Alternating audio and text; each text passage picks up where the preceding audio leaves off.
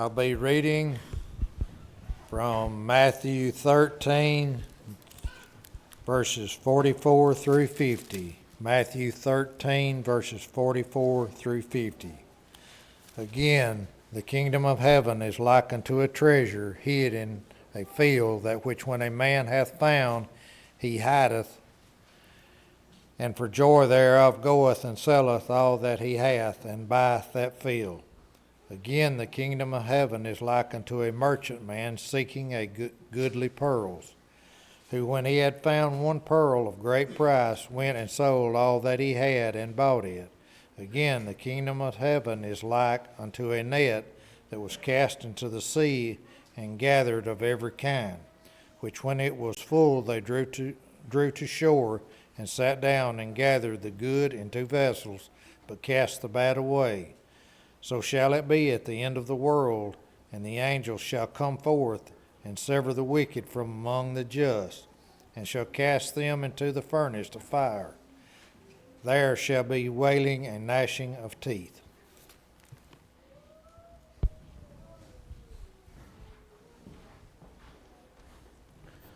Thank you, Robert. That was a little lengthier than usual. I should have just let him finish up while he was up here, reckon. Good morning to everybody. Are you excited to be here? I hope you are. I told my high school class when I got in there this morning, there's nothing like coming into a room and seeing all their frowning faces and lips poked out, and I said it really encourages me about teaching class this morning. And so they hadn't quite woke up yet, but maybe you've woke up now, and it should be good to be out. Some of you may have been in the house for the last several days, that you might not have got out and got to play in the snow as some others did. This morning we're going to talk about finding value. That text will come from Matthew chapter 13 there, verses 44 through 50. Everybody today is looking for a value. In our economy especially, the way things are, we're trying to find values in all aspects of our life. I always remember my dad would drive 25 to 50 miles, to save 3 cents a gallon on 10 gallons worth of gas. And I just didn't understand it. He would travel 40 or 50 miles to go pick up stuff, buy items in bulk and types of things to make deals, have deals to save a little money here and there. And one thing I always noticed, he would always ask me. He would say, well, you got gas this week? Yeah, I got some gas. How much was it? And I would tell him a price, and he would always give me somewhere in that 3 to 5 cents less than what he was so happy. He was happy that he saved 3 to 5 cents, on 10 or 12 gallons of gas. Now, he did drive. My argument always was, you drove 40 miles and burnt 50 cents worth of gas to save what you saved. But anyway, his idea of a treasure was saving that little amount of money. And he was happy. We run across deals all the time. How many of you said this? Well, I got it because it was a value. We didn't really need it, but I got it anyway. We have these ideas. As we think about this morning, let's look at the definition of a values before we go through. If you take value as a noun, the definition is the monetary worth of something or the market price. Now, I've always said an item is only worth what somebody's willing to pay for it. If everybody would take that attitude, prices would come down. The definition of a value as an adjective, being a brand of an inexpensive product marketed as an alternative to other expensive brands, choosing between the premium brands and alternative brands or value brands.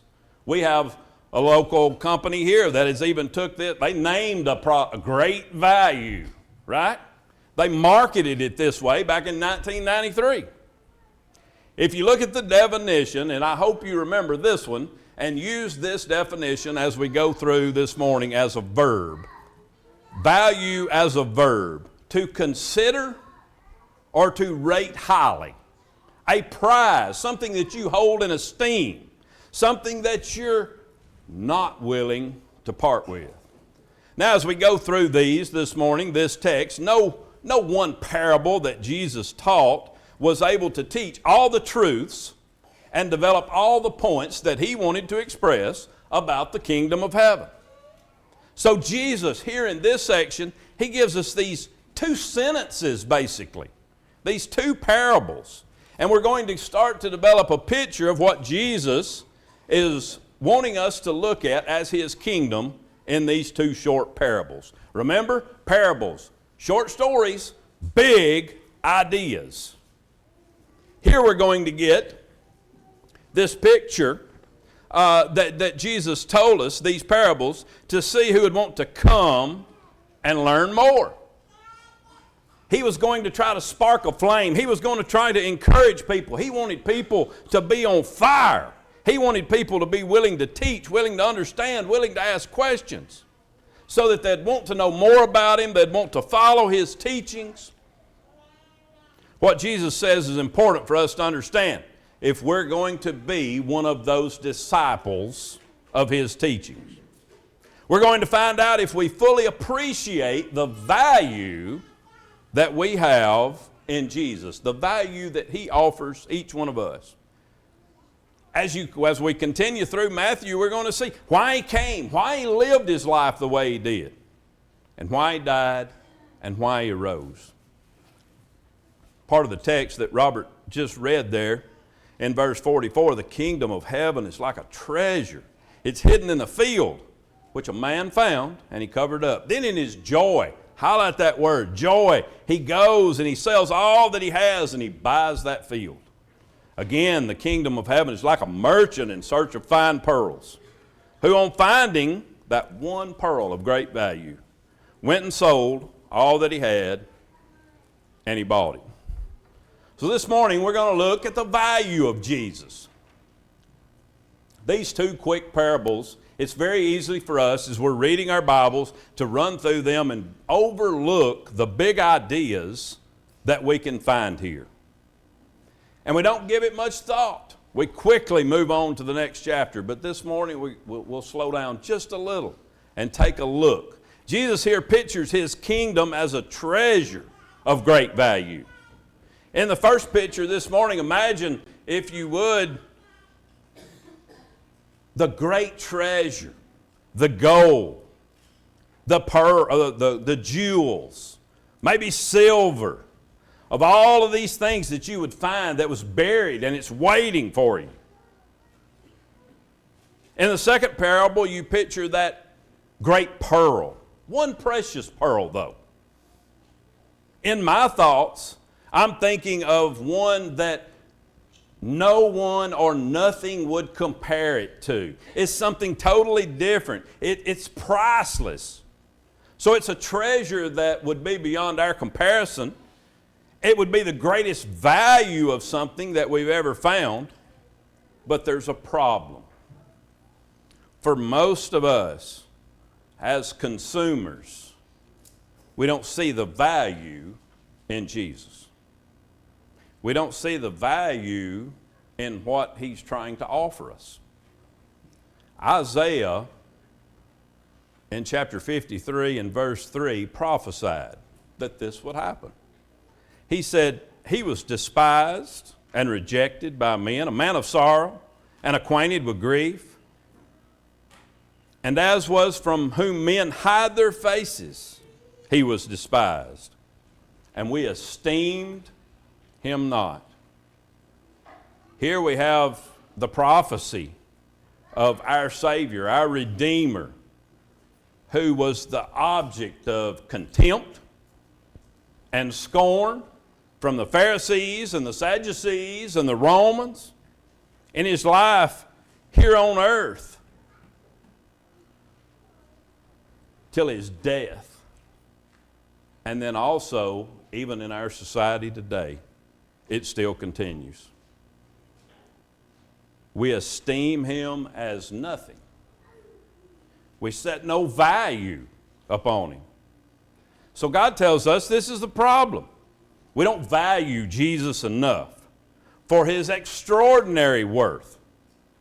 And you know, most will never find that treasure.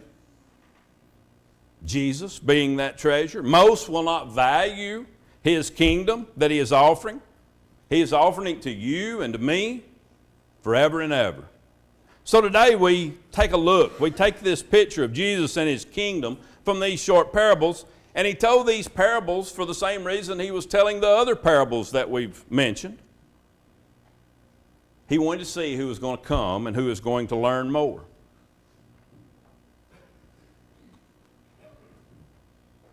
What Jesus says about himself and pursuing him kind of surprises us sometimes. It surprises us to the point that he's asking too much of us, we think. But if we're going to fully appreciate him, we have to understand that he is that treasure. We have to understand why he did come, why God sent him, why he died for us, why he rose for us. So we're going to continue to search for that value. Jesus describes this hidden treasure. How did this person find this hidden treasure? He'd have to be looking for it. The idea of this would be confirmed in the second sentence of the parable of the fine pearls. You have to be a person who is looking for treasure and then recognize that treasure. You have to be looking for great worth that you would find in your life. So I want us to think about how every one of us are wired. Most everyone, I'm sure, in this audience, we're all looking for more. We're all looking for something better. In fact, Satan actually uses this tactic, this pursuit that he has against us, and he tells us all the time, these things are okay, these sins are okay. It's going to be a great value for you if you do this instead of this.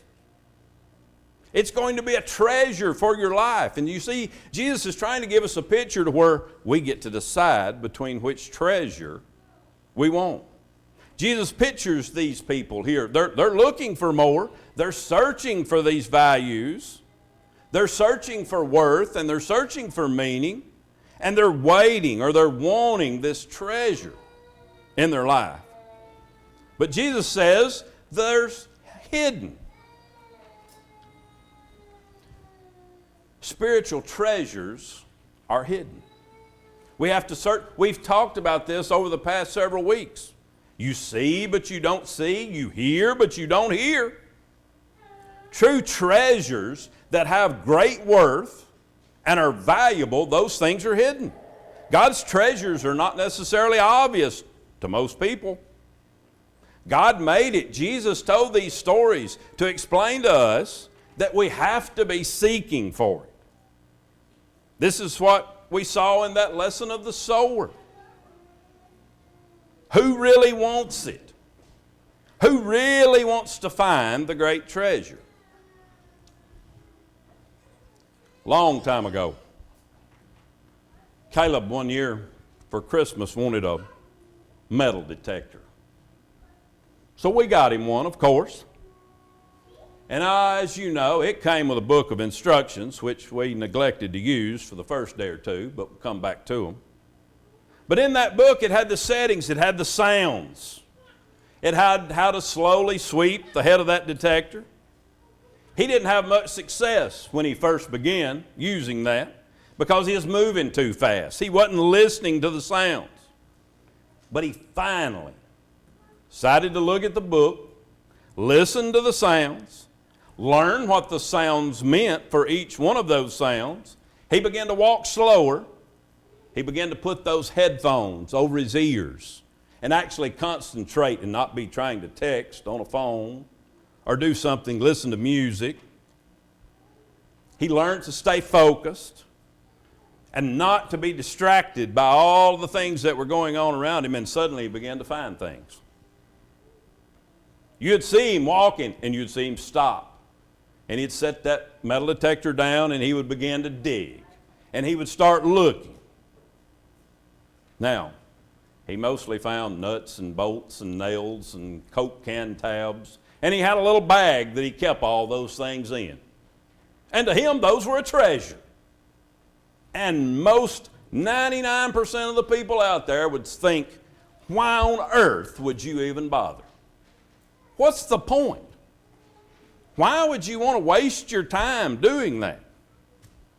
The same as today, in our society today. Most people, when they look at Christianity, why does somebody go through all the trouble and the effort?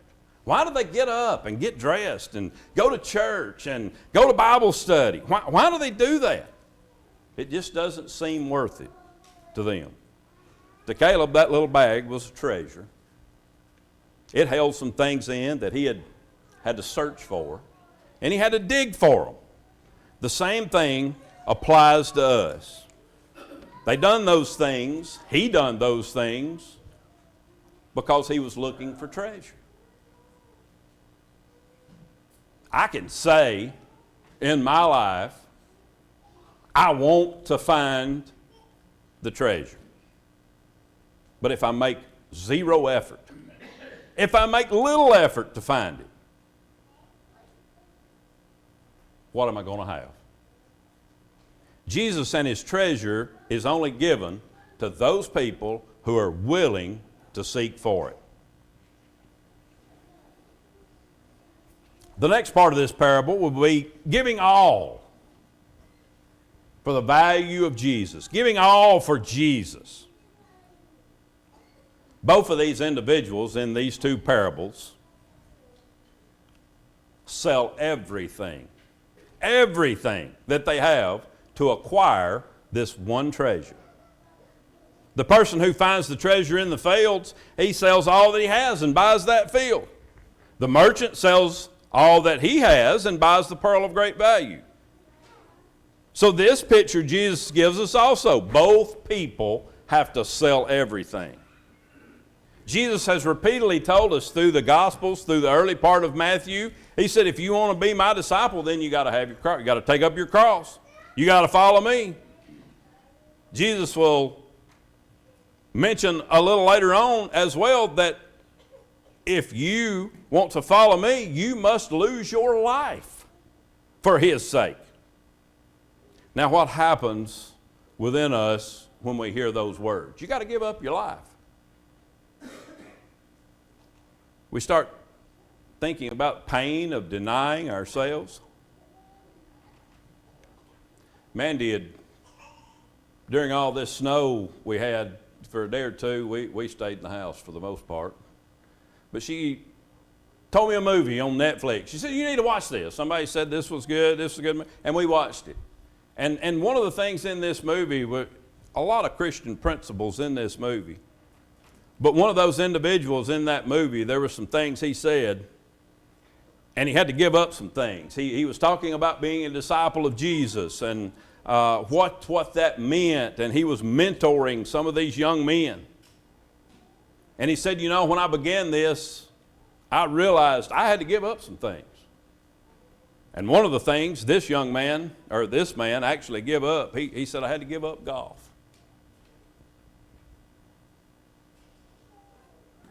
As the story went on, each man in that group told some things that they give up.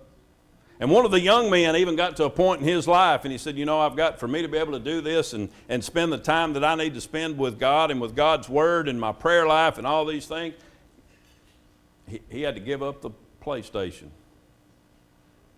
That was the thing that he chose to give up. They didn't give up everything, but they did give up something. So when we start thinking about this, giving up, selling everything we have, some people start to have the idea of the pain that would be involved of denying ourselves. We start thinking about all the things that we'd be losing.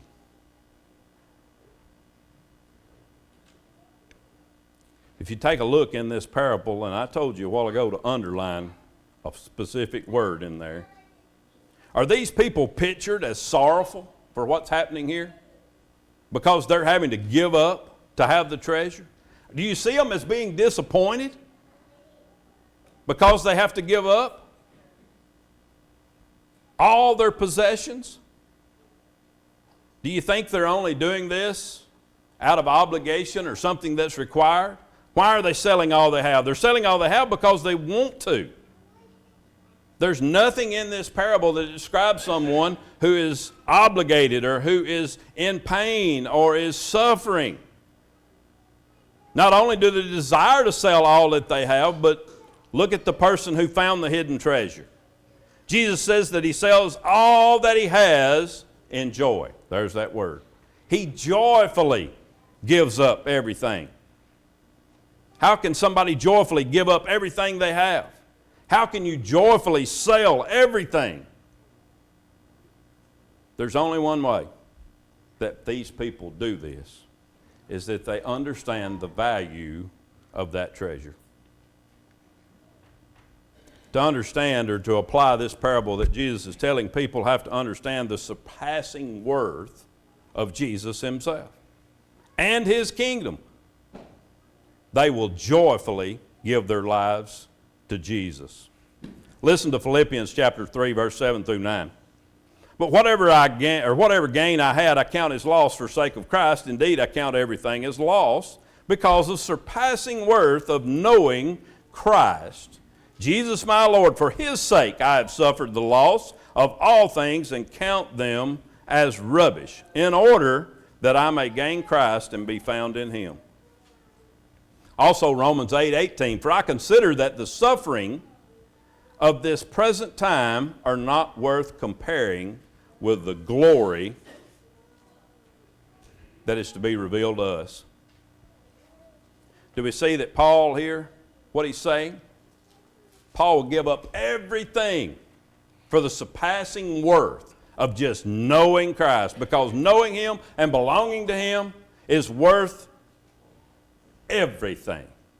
Nothing compares to it in this world. So this is something really important.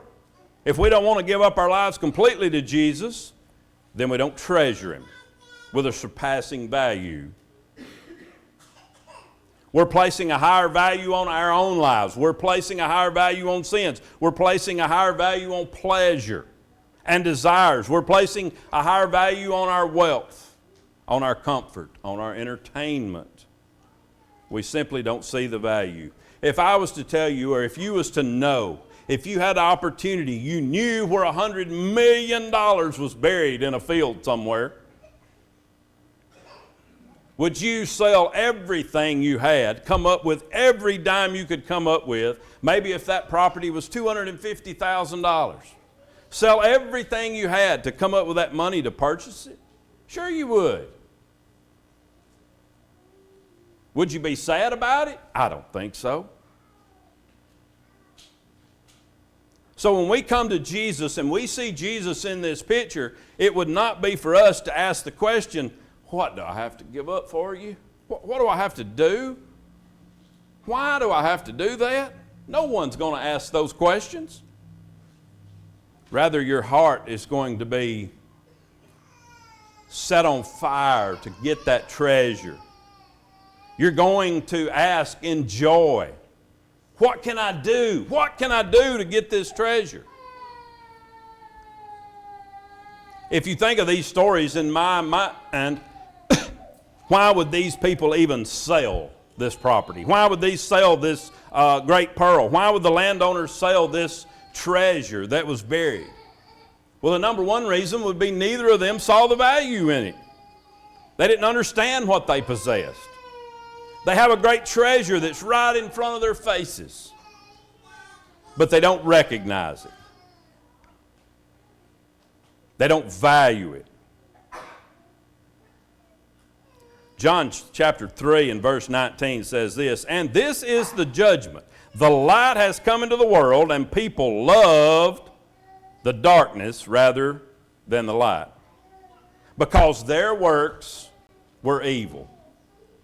Jesus came into this world, and we have seen all the way through Matthew, the problem was that they did not see his value. They didn't recognize his value. They didn't recognize him as who he was. They loved what they were doing. They thought they were right. They loved the works that they were doing, the sins that they were involved in, more than they loved what he was offering. Sometimes we'd rather keep what we have than to give up everything for that surpassing worth of knowing Christ.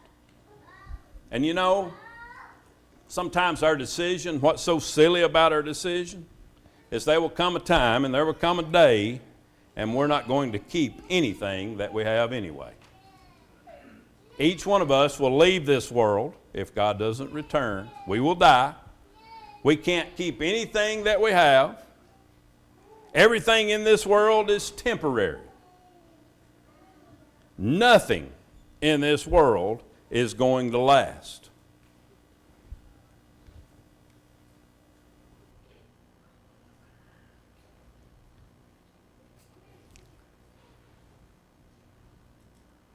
Let's end with a few thoughts.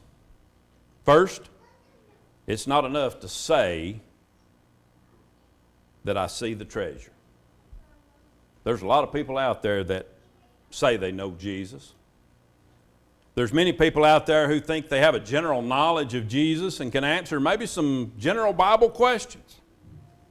But Jesus told these parables to show that there's more than just saying that we know him. Second thing, it's not enough to say that we see the value of the treasure. There's so many people out there, they think Jesus is important. They'll say Jesus is valuable. They will even claim to follow Jesus, but they don't do anything to show that he is valuable. Third thing, the only way to show the value of a treasure is to give everything you have to the treasure, to get that treasure. The only way Jesus is proclaimed as a treasure of our lives, is by changing how we live so that he's truly the most important priority. When you come to the close of this text, Jesus made a point. It's like a net thrown into a sea. Gathers everybody. Everywhere that net falls, everything will be gathered into that net. And when it's full, men drew it ashore, and they sat down and they sorted the good into containers, but they threw away the bad.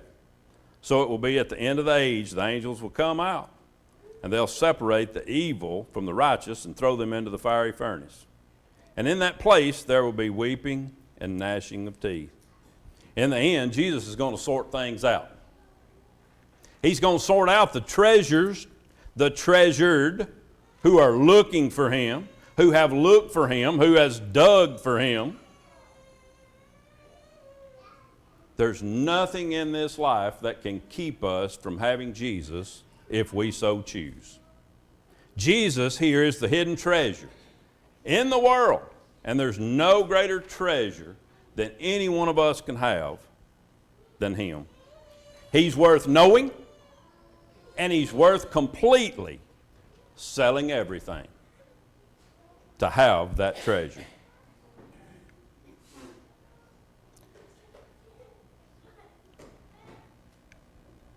Very quickly, look at verse 51.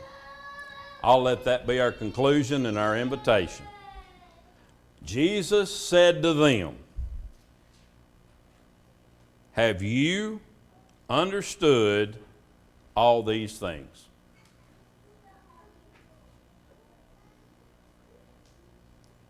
They said to him, "Yes, Lord." Each time we come together, you have an opportunity to answer Jesus himself. Have you understood? If so, this is that opportunity. If you need prayer in your life, we're love to be able to do that. If you've understood and you realize you need to be baptized for the forgiveness of your sin and added to the church, we can do that this morning. Everything is ready to do that. Have you understood? Have you truly understood? Do you truly see? Do you truly hear?